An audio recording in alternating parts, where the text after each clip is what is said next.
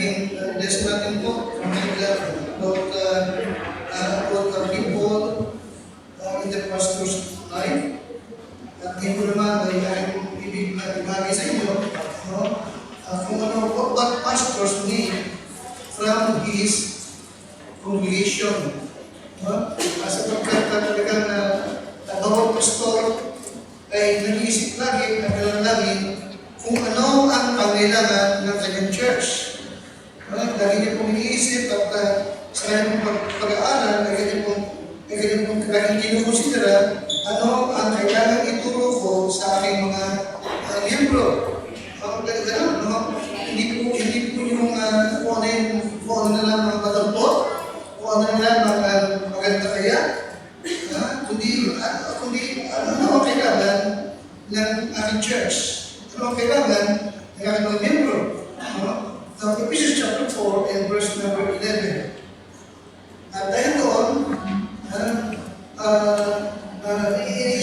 mahalaga din na isipin din ng mga Kristiyano ano naman ang pangailangan ng pastor. What pastors need from his congregation. Now, ito po Ephesians chapter 4 and verse number 11.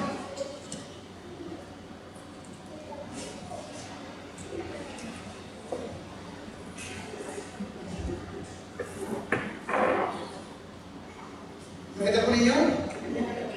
Chapter 4, verse number 11. Now, sabi-sabi po tayo. Ready? Basa. And he gave some apostles, and some prophets, and some evangelists, and some pastors, and teachers. Now, tingnan po ninyo ang kabutihan ng Diyos. Noong tayo po'y maligtas, nung ating siyang tanggapin bilang ating Savior, yes, binigyan niya tayo ng kaligtasan, binigyan niya tayo ng buhay mo lang hanggan, at maging yung hindi natin alam, maging yung hindi natin hiningi, binigay pa rin sa akin ng Diyos. Okay? Ano yung hindi natin alam? No, alam ba natin ay eternal life, salvation, amen? Amen? Pero hindi natin alam about ang tungkol sa church. At hindi natin alam na ang pastor, nasa rin ng Biblia, na siyang nagbigay sa atin ng higit sa ating hinihingi. Higit sa ating hinihingi. Humingi tayo ng kaligtasan, binigyan tayo. At yung hindi natin kailangan, at yung hindi natin inisip na ating kailangan, pero ating kailangan, ibinigay pa rin sa atin. Halina sinin? At isa na rin ito is what? The church. Ang church ng Panginoon. Alright? Acts 2:47, iniligyan niya tayo dito. At binigyan niya tayo ng pastor. Now, yun yung isang bagay na nakita ko na kabutihan ng Panginoon. Nasa iba ko 1984, kung saan ako napunta, pero kita ko, ang Diyos ang nag-lead sa akin patungo sa Damayan Bible Baptist Church. Alright? Hindi ko kilala sa Pastor Edwintan. Hindi ko kilala. Inakala ko siya inakaglas ko kay high school. Nung makita ko siya, in-check pala ang pastor dito. Right? Pero doon sa kanyang church, doon ako lumago, doon ako natuto, at doon ako nahamon at nag-surrender na maglingkod sa Panginoon. Kasi ganun kabait ang Diyos. Ang sabi ng Bible sa verse 11, ulit, ang sabi ng Bible, and he what? And he gave. Sino he? The Lord. Amen? Ang Diyos ang siyang nagbigay. At ang Diyos ang siyang nagbigay sa iyo ng church. Amen? At ganoon din ng pastor. At sabi nga rin, bawat pastor ay nag-iisip lagi, nanalangin at nag-aaral. Ano ang kailangan ng ating church? Ano ang kailangan ng aking miyembro? Ano ang ituturo ko sa kanila? Ano ang aking mensahe ibibigay sa kanila? Alright? But how about the members thinking what pastors need? Ano ba ang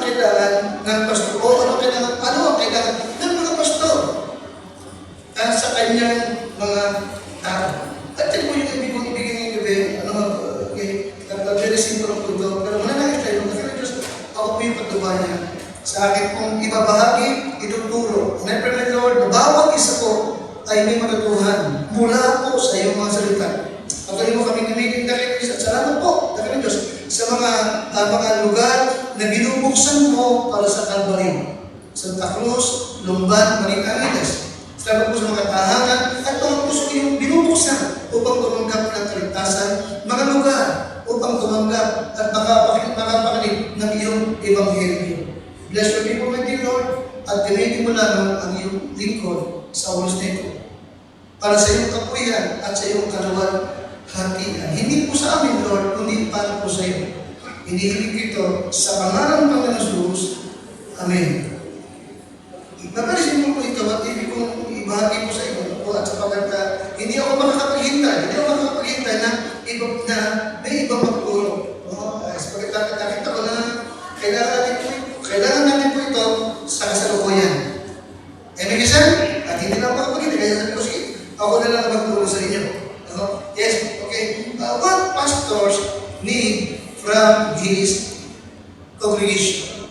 Okay, number one, the pastor needs what? Number one, people who are present. Ano ang kailangan ng bawat pastor? Number one, people who are present. Yes, present. Okay? Present more than physically. Present more than what? Alright. Ano ibig sabihin? Kasi may mga tao, napagod ko na Sunday, sa meeting namin yung mga tatay, may mga tao na, yes, okay, present sila physically, present sila physically, okay? Physical lang. Pero yung isip hindi wala sa church. You want to listen? Amen? Listen na ba't minsan sabihin ko, pastor, kasi bakit nag-aaral siya, baka yung mga nasa likod, present na physically, pero yung diwa, wala. Amen? Amen, listen? Okay, samantalang yung mensahe ay pinag-pray niya, okay, nag-research siya, sapagkat alam na kailangan. Okay? Bawat pastor, kailangan ng people who are what? Present more than what?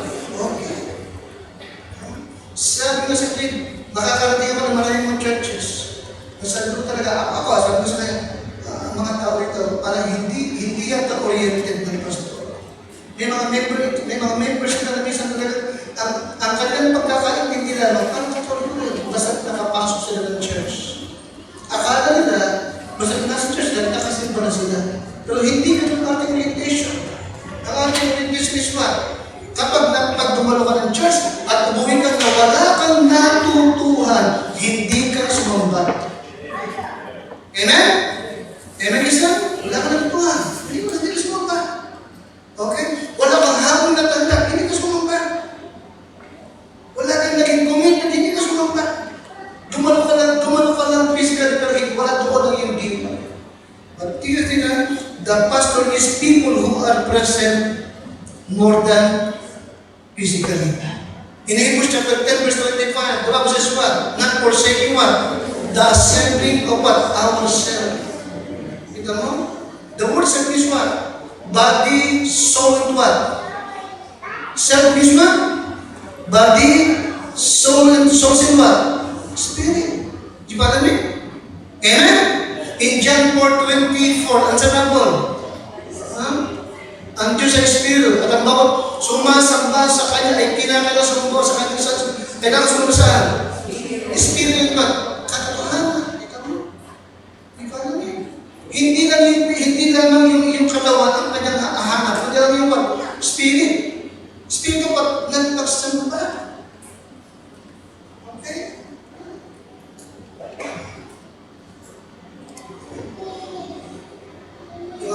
Yung mga bata, tinulog niya sa lumba, last Thursday. At yung mga anak nyo, maliliit, tinuturuan niya magbasa. Tama?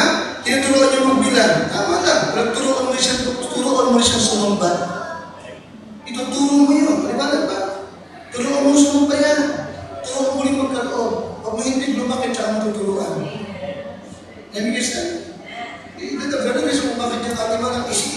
natin sa Diyos, di ba?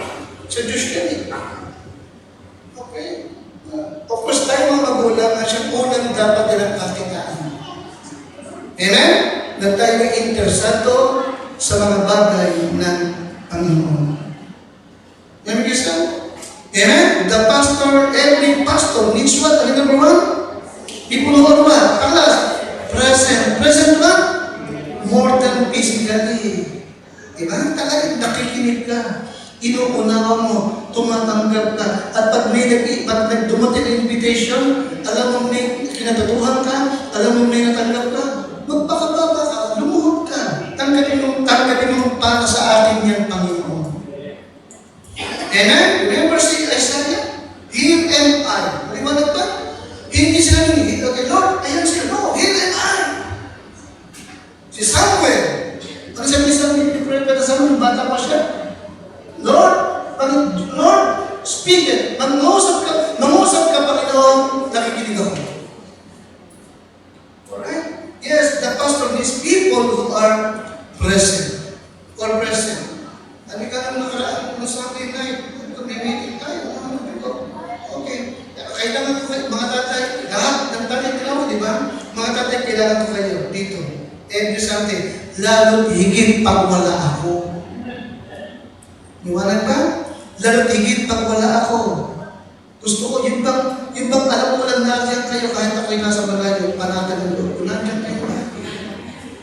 Kasi kayo ang mga talaga mga pinulunod dyan ng inyong pamilya. Alam ko, pag nandiyan kayo, nandiyan nila makanak dyan na sa amin siya. Okay?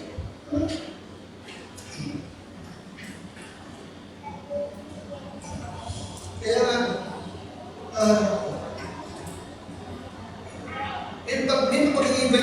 pag ini-invite ako ng mga church, isa may mga pastor na may sasamuhin po si ganito.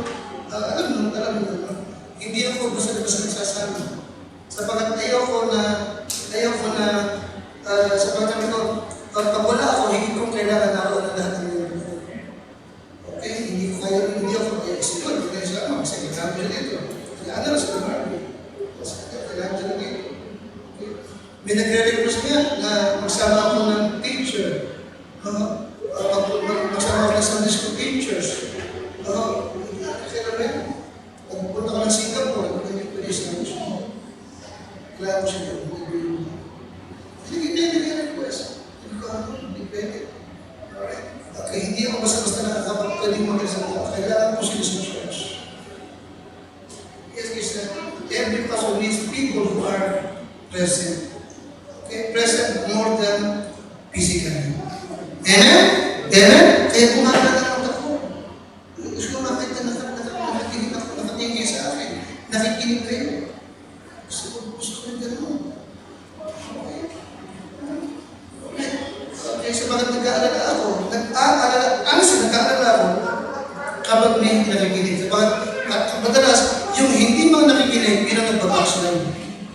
Believe me. Okay? Dahil kung binabanggit sa inyo, nag-aalala ako pag may mga pastor, sabi ko sa inyo, mga pastor na i-invitahin ako. I-preach ako para sa membro. Pag nag-invite ako, wala nagpo-forward. Yung pa lahat ng membro nasa labas. Ang nasa loob pala mga bisita. Ang pangit, diba? Pag nasa labas, may mga inakasikas, may nagluluto ako. Okay, hindi mahalaga yung kinakakain. Ang mahalaga, yung mga tao na nandyan. Amen? Amen? Kasi yung mga inimbitahin mo, hindi naman sila nagpunta para sa pagkain. Nagpunta sila sa pagkain para mag-celebrate sa anniversary. Ayan. Pag natapos ng preaching, tsaka kayo mag-iwan gusto. Amen, sister? Every person needs people who are present. Pangalawa, okay, 1 Thessalonians 2, verse 13. 1 Thessalonians 2, verse 13. Narinig po?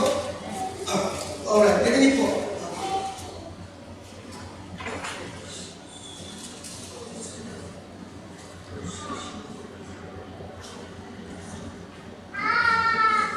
Alright, narinig po kayo? Thessalonians 2, 13. Okay, ready? Okay, ready? Basa.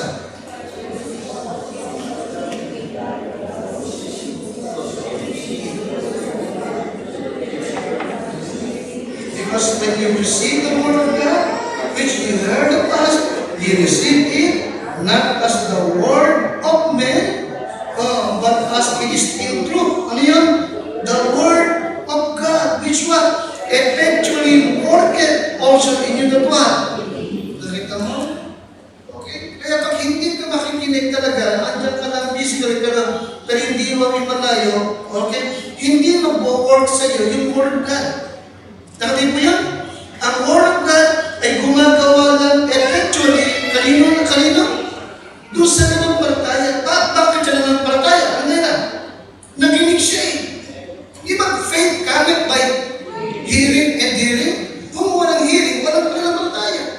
Ito yung tagalan. Dahil naman dito, kami ay nagpapasalamat ng walang patid sa Diyos na nang inyong tanggapin sa amin ang salita na ipinangaral sa mga tuwid. Ang salita ng Diyos ay inyong tinanggap na hindi gaya ng salita ng tao, kundi ayon sa katotohanan. Ito ay what? Salita ng Diyos. Totoo naman, di ba? Na gumagawa sa inyo na what? Nananampalataya. Natingin ko, ano yung pangalawang kailangan ng bawat pastor? People who are what? People who anticipate. Ano yung pangalawa na kailangan ng pastor? People who are what? Alright. Mga tao na miyembro na dumatalo sila at talagang sila po'y nag-expect, naniniwala na ang mensahe na kanilang mapapakinggan ay hindi salita ng tao, kundi salita ng ano eh. Pangalawa, o salita ng Diyos. Amen? Kaya kita nyo ang orientation natin. Okay? Preach the word. Hindi ng opinion mo. Hindi ng iyong belief. Hindi. Word of God. Okay? Sapagkat ang power to convert, power to strengthen our faith, power to cleanse lives is what? The word of God. Kaya ito yung pangalawang kailangan ng bawat pastor. People who anticipate. Okay? The ideal sermon hearer is one who anticipates or expects a message from God. Maliwanag ba? Maliwanag ba? Amen? Kasi umaasa tayo. Nasalita ng Diyos, mensahe ng Diyos ang ating mapapakinggan. Amen, Christian? Amen?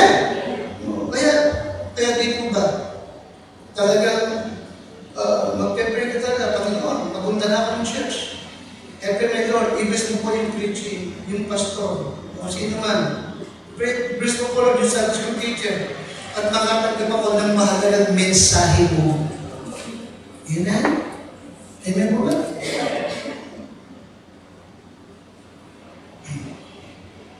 Kaya, sa pagtungo natin ng church, ang pastor, nagpe-pray, naghahanda, ang membro, mahalaga na nananalangin din at naghahanda rin. Amen? Hindi lang pastor ang maghahanda. Ikaw din maghahanda ka. Ihahanda mo sarili. May isa? Paano maghahanda? Huwag ka mag-pupwet kapag Sabado para maaga ka magising. Amen? Sabado pa lang, ihanda mo na isusuot mo. Ihanda mo yung offering mo. Ihanda mo yung Bible mo. Ihanda mo yung notebook mo. Ihanda mo yung ballpen mo. At ihanda mo ang puso mo higit sa lahat. Pray. Pray. The pastor needs people who anticipate. Okay. Ihanda mo na yung universe mo. Ano ba siya? Ihanda mo yung testimony mo para pag tinawag ka, hindi ka nangangapa. May testimony mo talaga. Yes, every pastor needs people who anticipate. Na mensahe mula sa Diyos ang aking mapapakinggan. Okay? Pangatlong bagay. Alright, 2 Thessalonians 3, verse 1 to number 2. Ano yung number 1 na kailangan ng bawat pastor? People who are what? Alright, pangalawa po? Who are what? Anticipate. Okay, alam niyang word of God. Message from God ang kanyang mapapakinggan. Kaya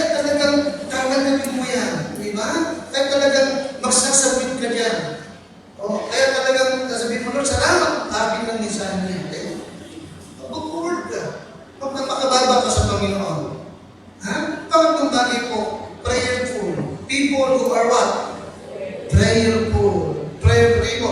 Okay. 2 Thessalonians 3, 1 and 2. Ito po akin pa na po basahin. 2 Thessalonians 3, 1 and 2.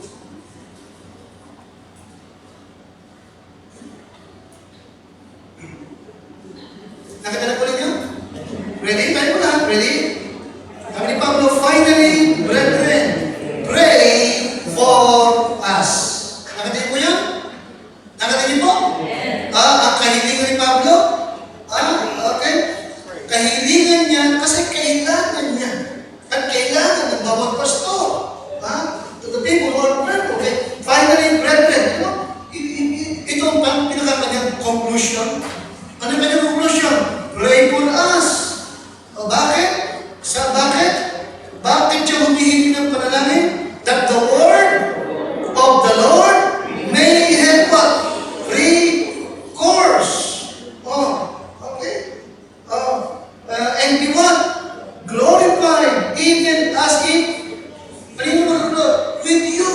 Katapos-tapusan mga kapatid, inyong idalangin kami upang ang salita ng Panginoon ay lumagana at luwalhati nawa nagkaya rin naman sa inyo. Number 2, and that we may be delivered. At upang kami maligtas sa mga taong walang katwiran at masasama sapagkat hindi lahat ay meron. Hindi lahat ay meron. Alright. Totoo, di ba? Hindi naman lahat na makikinig sa preaching ay believers eh. Di ba? Kaya ba, ito yung pangatlo. Mga miyembro ng church na, anong klaseng miyembro pa talaga? Anong klaseng miyembro? Prayerful, mapanalangin. Idinadalangin yung kanilang pastor. Ito, okay? Si Pablo na yan. Diba? Apostol. Pero kita mo, bagamat apostol, ano kailangan niya? Kailangan niya ng prayers ng mga tao niya. Okay? Sa ganun paraan, sa kanyang pag-preach, diba? Ang word of God ay lumagana. Pangalawa, tanggapin ng tao. Pangatlo, mag-glorify ang Diyos sa buhay ng mga tao na nakinig sa Kanya. Amen? Pang-apat is maligtas siya sa mga taong wala sa katwiran. Ano yung isipin lang? Hindi tumatagal sa preaching. Ano yung pangalawa? Okay, nag-iisip ng masama. Ito yung kailangan. Right? Listen, anticipate, then prayerful. Prayerful. Okay?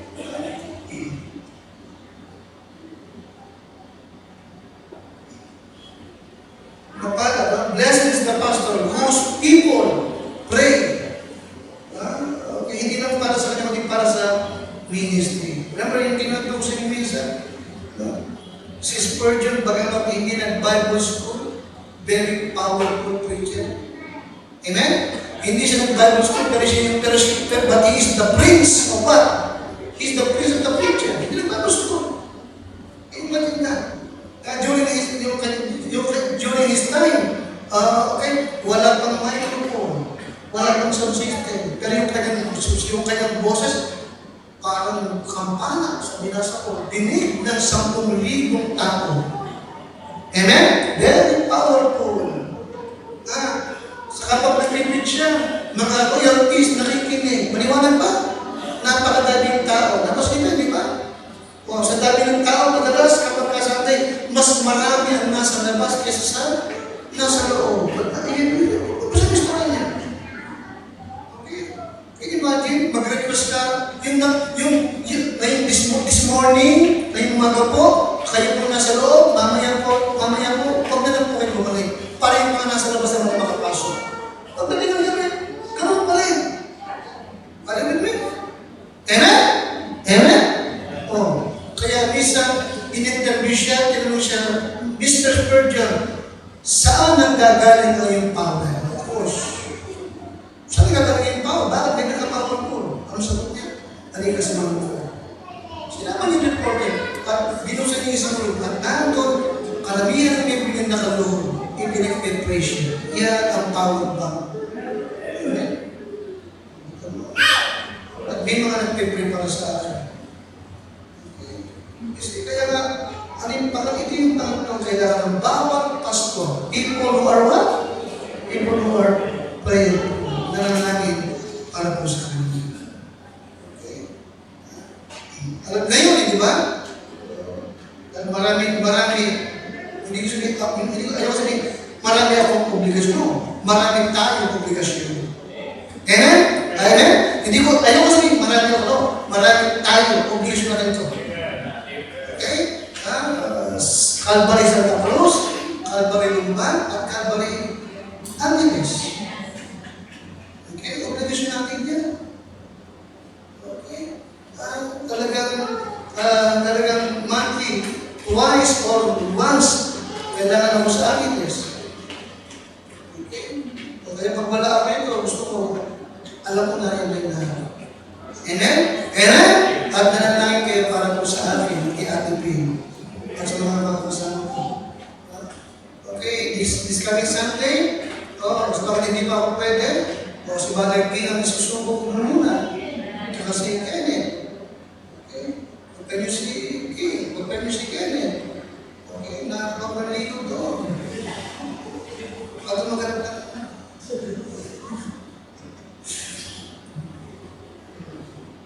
Anyway, pray mo sila. Okay, tawagin niyo si Kenneth sa ngalan. Baka hindi ito makapag-picture, baka ito makapag-picture. Bakit? Baka naman.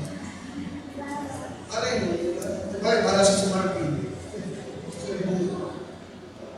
Prayerful. Pangapat po. Nasusunod niyo po ako? Ano kailangan ng bawat pastor? People who are present. Pangalawa, anticipate or expect. Pangatlo, prayerful. Pangapat. Sunod niyo po ako. Pangapat. Okay. Acts 17:11. Okay? Acts 17:11.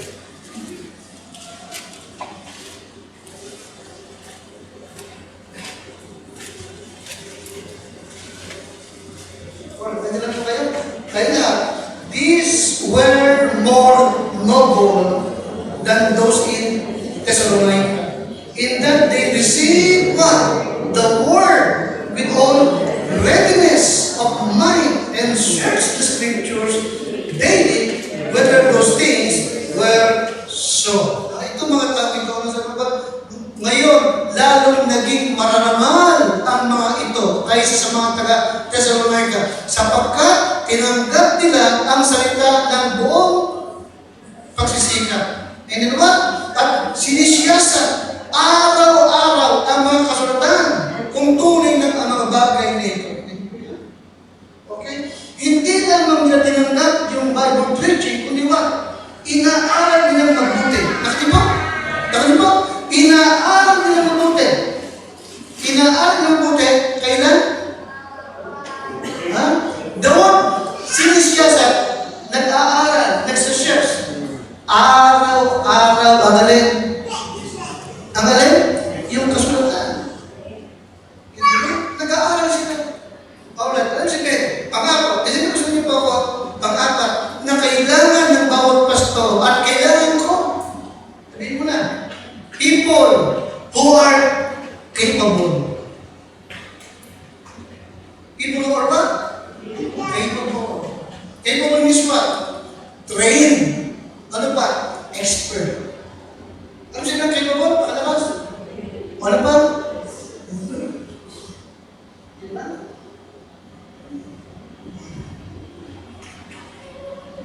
Nakakaawa ang pastor na nakakakita tayo. Sila ito, nakakasama tayo sila. Nakapatawa na lang kami.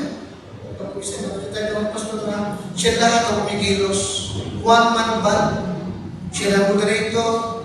Siya ba mag-pray? Siya ba magkapakanta? Diba? Nakikinig ka sa akin? Hindi maganda, di ba? Tama? Siguro, kung yung church ay 1, 2 taon, kahit na. Sa unang taon pa lang, di ba?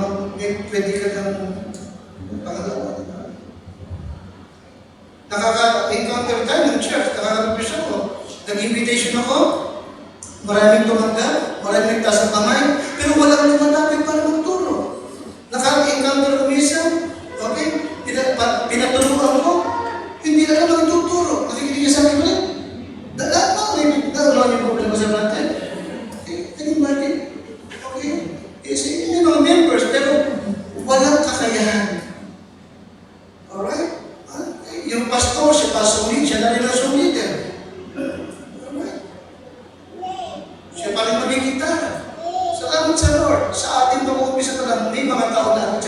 sa atin. Amen? Maagang natuto.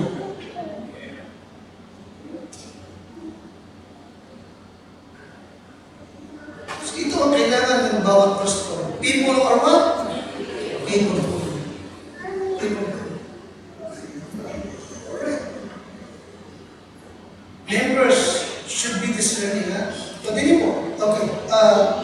Hebrews 5:12. Dini po. Hebrews 5:12.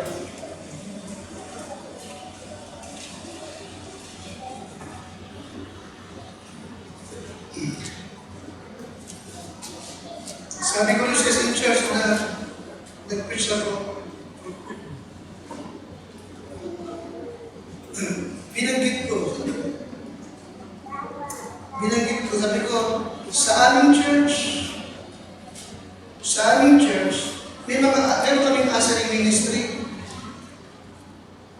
At yung asering ministry namin, sila yung nasa gate. 3 linya sila. Sumasalubong sa mga bisita, at ini-entertain at pinapapasok. Pag binanggit ko, sabi ko, ang goal ng mga asering namin ay kapag uuwi ang bisita, sabihin ng bisita sa sarili niya, friendly yung church na yun, babalik ako doon. Tama? Amen? Alam nila siya sabihin. Alright? At yung aming song leader, alam niyo ba ganito? Yung aming song leader, okay, ang instruction namin doon, okay, pag magpapakanta ka, Bishop, alam yung papakanta mo. At pagkatapos, sige, mag-microphone ka, kapag kayong time mo na, then, pag nagkakanta, hindi ikaw ang dinig ng lahat, kundi nagkakadiligan sila. Di ba namin? Di mo mo ko. Rochelle, ano ka sa Rochelle? Alright, bakit? Bakit mahalaga talaga, di ba? Na yung gawaan ng Diyos, iti-delegate mo yan. Hindi dapat salokin ng pastor lahat yan. Amen? So bakit ang Lord, nagbibigay talaga siya ng mga miyembro. Remember yung last preach ko sa inyo? Na may mga miyembro na kami ibinibigyan Diyos naman para magamit mo sila. Mahal kaya nga, gagamitin mo na i-delegate mo sa kanilang ministry. Alright? Sa mga tuloy mo, kailangan mo so, mga miyembro who are capable. Amen? Amen? Meron na capable na magtulong ng mga bata, capable na mag-handle ng Bible study, capable na magpaawit. Amen siya? Kaya kami kakayahan magbasa ng Bible, mag-scripture reading, may kakayahan mag-handle ng mag-moderator. Amen siya? Ito yung kailangan. Alright? Bawat pastor, in Hebrews chapter 5 and verse number 12, Hebrews 5 and number 12.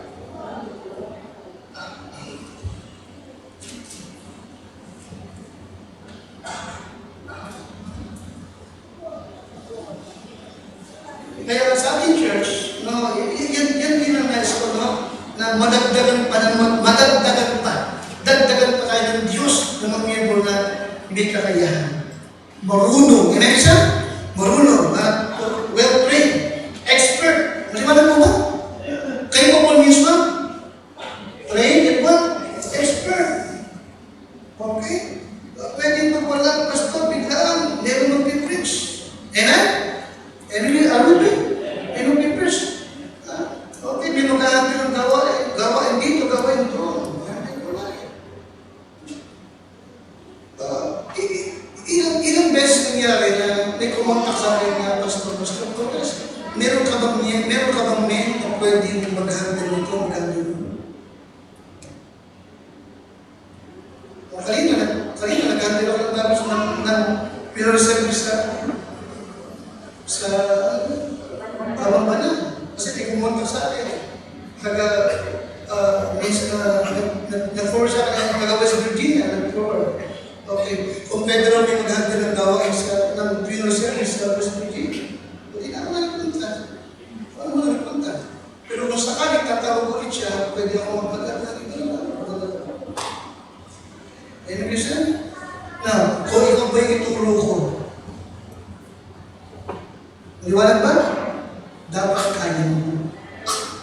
listen? Amen? Thank God. So pag nakikita ko naman, hindi ba, yung karamihan natin mga Bible study, umiikot yung ating mga pictures. At challenge ko kayo, especially mga kalalakihan, no? Pag talagang mag-aral ka. Amen? Young people, huwag kayong manatiling vigilant. Be sure na sa araw mo lang, kaya mo rin mag-handle, kaya mo rin mag-preach. Amen? In Hebrews chapter 5 and verse number 13, Hebrews 5:13 po. At makikita mo mga ibig sabihin. Alright. O, tingin ko sa Tagalog muna. Sabi niya, sapagkat nang kayo'y nararapat ng maging mga guro o tagapagturo. O liwanag ba? Teacher. Okay? Sapagkat nung kayo'y nararapat ng maging teacher dahil sa kaluwatan. Kasi matagal ng membro ay muli kayong nangangailangan na kayo ang tuturuan. Di ba? Ng mga unang simula ay aral ng Diyos at naging tulad sa mga nangangailangan ng kasatang hindi ng pagkain. Na dapat nakapagtuturo ka na, nakapag-pipres ka, ikaw pa rin na siyang tinuturuan. Alright? Yes, every pastor needs people, members who are capable, well-trained, expert, naghahanda, nag-aaral. Para isang araw mo lang ngayon, siya naman ang gagawa. In 2 Timothy 2:15, alright, the Bible says, study to show thyself what? Approved. Kanino? Approved unto God. Tignan mo, a workman needed not to be ashamed, rightly dividing the word of truth. Workman. The word workman means what? Preacher, teacher, servant, leader. Amen? Amen? Approve unto God. Diba? Yes, people who are capable. Alright, number 5, practical. Capable? Ano yung pangalima? Practical. Every pastor, okay? The pastor, or every pastor, needs people or church members who are what? Practical. Ano siya practical? Practical means doable. Gaya ng sabi ng James 1:92, be ye doers of the word, not hearers only, deceiving your own self.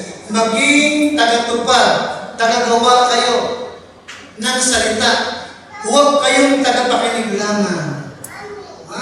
People who are practical. Ang ibig sabihin, every pastor or the pastor need people who will do more than yes, amen, right. Amen? Bawat pastor, kailangan yung mga membro na hindi lang sila taga-amen o taga-sabi ng tama yan, okay yan, kundi ginagawa nila yung napapakinggan nila. Ano yun? Ano yun? Ginagawa nila yung napapakinggan nila. Yung natutubuhan, ina-apply nila. Right? Mahalaga po yan ang kapatid. Kagalakan ng bawat pastor, na makita, mabalitaan niya, na may mga tao siya na ina-apply niya yung natututuhan niya. At susuruin siya, nagkakaroon siya, naghahanap ng book, nagbubukas siya ng mga Bible study, yes. People who are what? Who are what? Who are practical. Practical. Okay? Capable, practical.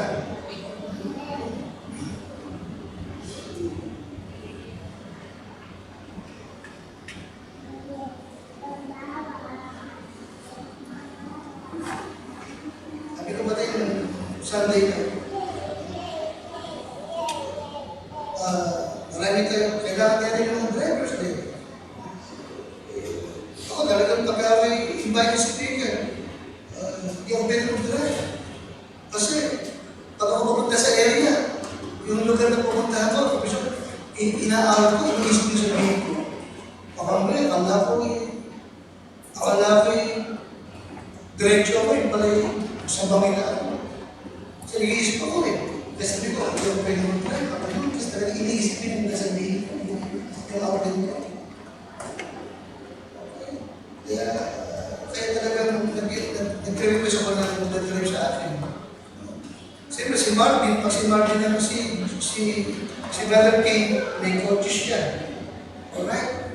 This kami sa amin, sabi ko, asin naman kasi, pictures siya, hindi siya umagat gabi. Kaya pagkaganon, kapagod, parang si Kenneth at Pupepin mo. Parang siya, kayo na. Ngayon, pag si Marvin naman ang naka-assign, kailangan niya din ng tricycle na lang. Hindi pa niya alam, mamasahe siya, baka mapunta siya kung saan tayo na. Kasi sa unang lakad ng market, tapos samahan kita. Pagpag-drive kita. Okay, sinuloy sa iyo. Any reason? Any reason? Okay? Hindi, ito may pasanin at obligasyon natin na. Amen? Yung gawain sa tagig, huwag natin nakalimutan, atin din yun. Amen? Atin din yun.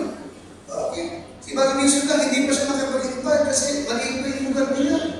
Alright, tinayagkat, 2 bulan, masigit na. Masigit na sila. Naghahanap sila ng lugar para makapag-invite sa atin. Sabi ko, kailangan natin talaga ng mga membro na capable, ano yung pangalawa natin? Practical. Diba? Hindi lang taga-pakinig, kundi ginagawa. Ina-apply yung natutuhan. Okay? Kaya every time na kayo may nilakad, papadala, pupunta ng Angeles, o ano man, alright, talagang, yung ating mission fund, dagdagan pa natin para lumaki ng lumaki. Amen? Sapagkat pag ganyan na sitwasyon, of course, higit natin maging priority yung ating anak. Amen, isa? Amen? Amen? Supply natin muna yung ating gawain bago po yung iba. Alright, but of course, ang gusto ko sana mangyari, yung ating anak, busog, pero hindi rin tayo nagkukulang sa gawain sa Leyte, Sampa, Marinduque, saan pa? Myanmar, wala rin tayo. Alright? Ano kailangan lang? Mga miyembrong praktikal. Okay? Mga taga-ganap ng salita, hindi taga-pakinig lamang. And then lastly, people who are providing. People who are providing.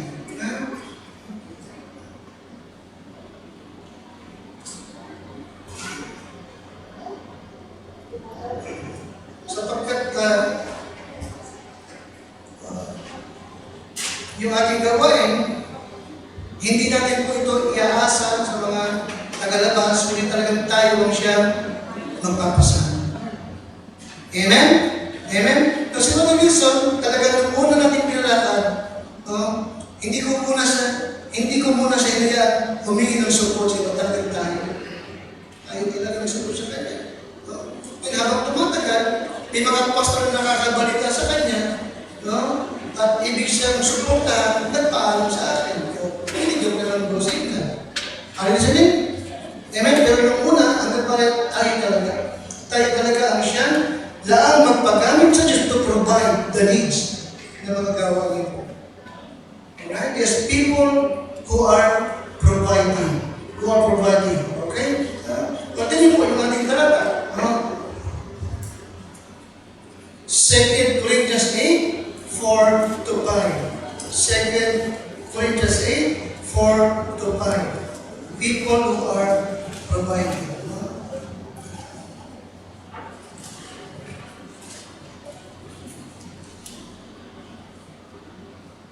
Second Corinthians 8, 4 to 5. Wala ka na po kayo? Tayo po lahat ready? Sabi ni Pablo sa mga taga-Macedonia, praying us with much entreaty that we should receive what? The gift. Okay, the gift. And take upon us the fellowship of the ministry to the saints. And this they did not as we hope, but first gave their own selves to the Lord and unto us by what? By the will of God. You see that? Oh. Okay. Isang talagang pinakiusap nila ni Pablo, tanggapin mo ito. Ibig namin may bahagi kami sa gawain na yan ng Panginoon. Ibig siya. Kaya nga sabi ko, no? Pagdating sa mission natin, yes, meron tayong tithes, may offering tayo, may mga commitment tayo, pero huwag din natin pababayaan yung ating mga mission. Ibig siya. Kaya kahit mga bata natin, mga bata niyan, turuan sila. Nasuportahan natin itong mga mission ito na ipinagkatiwala sa ating ng Panginoon. Ito ang kailangan ng bawat pastor. At ito rin ang kailangan natin sa ating church. Amen? Amen? Amen? People who are present. Liwanag ba?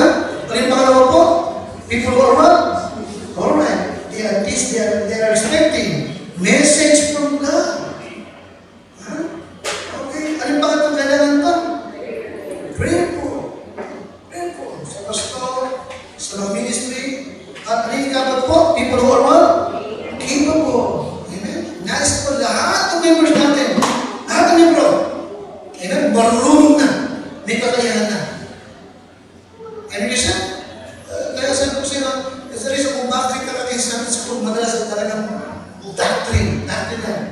Para tumitibay ka at alam mo ang stand mo. At alam mo, kaya mong magturo. Okay? Ano yung ikalima kailangan po natin? Ikalima, ang kailangan? Practical. Amen? Hindi ka tagapakinig lang, hindi ka basta tumagal lang, kundi ginagawa mo, ina-apply mo yung mga natutuhan mo na. Amen po ba? Ano pa ulit? People or what? Yes. Sumusuporta, nagkakaloob, maliwanag ba? Nagpo-provide ng mga pangailangan ng church.